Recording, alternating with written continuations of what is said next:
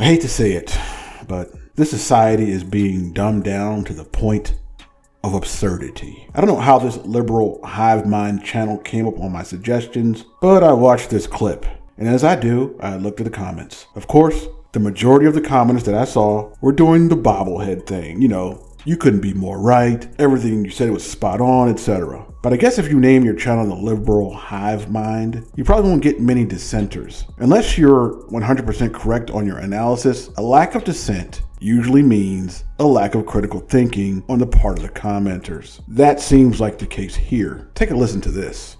Alvin Bragg promises not to prosecute theft to establish racial equity balance and crime of poverty. A lot of people don't know this, but Manhattan District Attorney Alvin Bragg has downgraded over 50% of felonies to misdemeanors. I mean, it sounds almost unbelievable, but it really is happening. Even PolitiFact fact-checked that statement made by Ron DeSantis back on March 20th, 2023. And here's the PolitiFact Truthometer. In 2020, the first year Alvin Bragg served as Manhattan District Attorney, his staff downgraded 52% of felonies that were screened to misdemeanors. I've been saying it forever, the Democrat Party is the party of crime. It's the party of criminals. Leftoids love to pretend as if they represent the working class, they represent the little guy. But lately it seems as though the favored Democrat demographic isn't women, it isn't men, it isn't minority groups, it's not union workers, it's straight up criminals. Leftists seem to be working tirelessly to get criminals out of prison, back onto the streets to reoffend again, all in the name of racial justice and criminal justice reform. It's the most insane thing I've seen in my 31 years of living.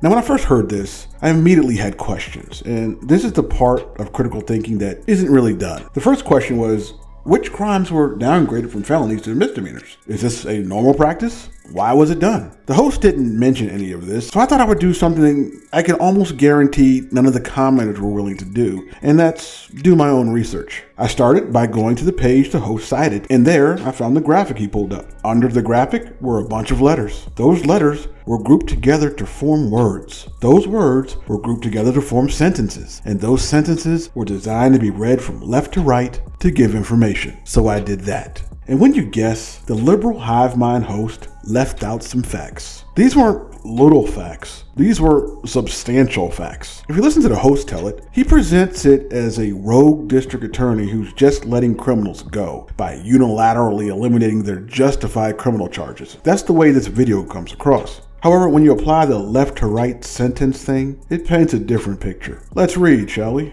It says on the page that the host cited, in 2022, Manhattan prosecutors reviewed 15,710 felony arrests, and the office declined to prosecute 1,225 of them, or 7.8%. Of the felony cases that survived review, 52% were downgraded to a misdemeanor, 7% were downgraded to a lower level felony, 8% were upgraded to a different felony, 33% were an equivalent felony, and 0.1% of cases, 12 in all, the charges were downgraded to a violation. The data does not signal why prosecutors changed the charges, though experts told us this practice is not unusual. So let's get into that. As it reads, the left to right thing, prosecutors' decision to downgrade or upgrade a charge after an arrest are common because prosecutors have more complete information than police officers do at the time of an arrest. That makes sense. Although police officers must make decisions in the moment, prosecutors can take a longer view, weigh evidence, and think through how they can build a case. It goes on to say, law enforcement must establish probable cause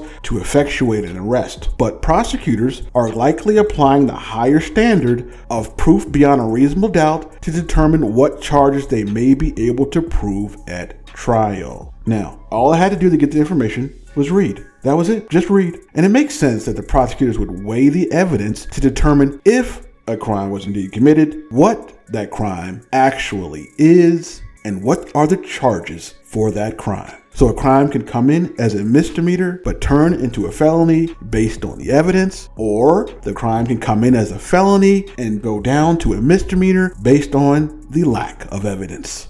It's almost as though the channel The Liberal Hivemind, they seem to have a hive mind of their own.